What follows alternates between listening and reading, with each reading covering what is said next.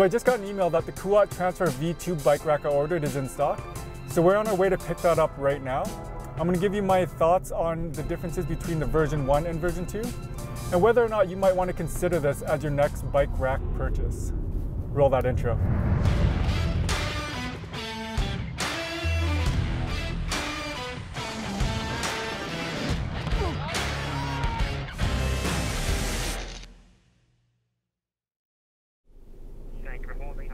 Hey, I'm just here to pick up a bike rack I ordered. What is the last name?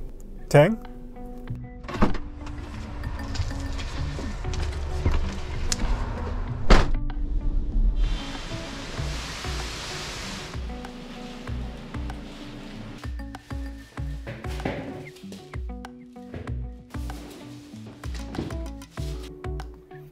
Hey, how's it going, guys? My name is Dewey, and today I'm really excited about this one. We're going to be looking at the brand new Kuat Transfer version 2 bike rack. I actually had the version 1 of this bike rack last year, but I ended up selling it at the end of the summer to buy some more camera equipment. I was thinking coming this year, I was going to either buy the 1 or 2 bike version, since I really don't need a 3 bike version.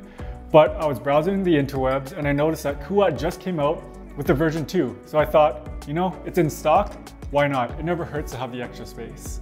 So today I want to go over some of the differences and similarities of both of these racks and hopefully give you enough information to help you decide whether or not you should spend the extra cash on the version 2.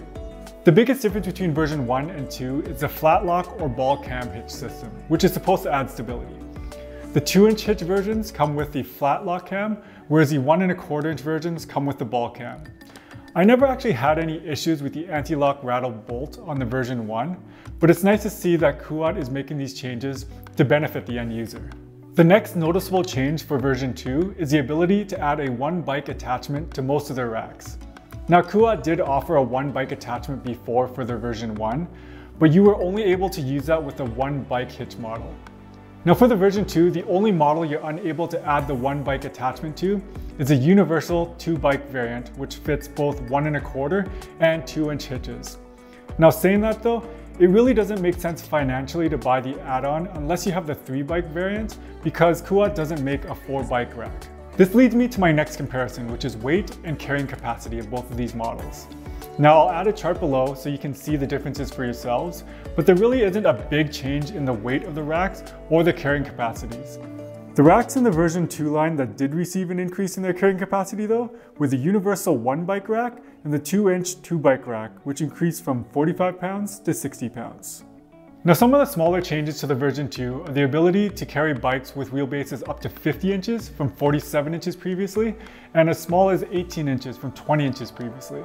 Now I'm a pretty tall guy. I ride an extra large Rift Zone 2 with a wheelbase of almost 49 inches, and I never actually had any issues with the version 1 of this bike rack, as you can see. Now the reason I say this is a small change is because if we look at the fit guide on the Kuat website, the width of these bike racks is actually identical. Now the rails themselves might be a little bit wider.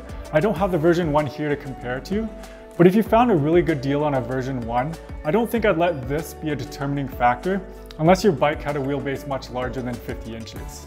There are also some small changes to the dimensions of the version 2. Most noticeable would be the ground clearance actually decreased by 2 inches on some of the models. So this may be an issue for those of you with steeper driveways or lower cars. So once we get this unpacked and installed in the RAV4 behind me, it'll give you a better idea of what to expect. Now my last point is stability. So let's unbox and build this rack and see for ourselves.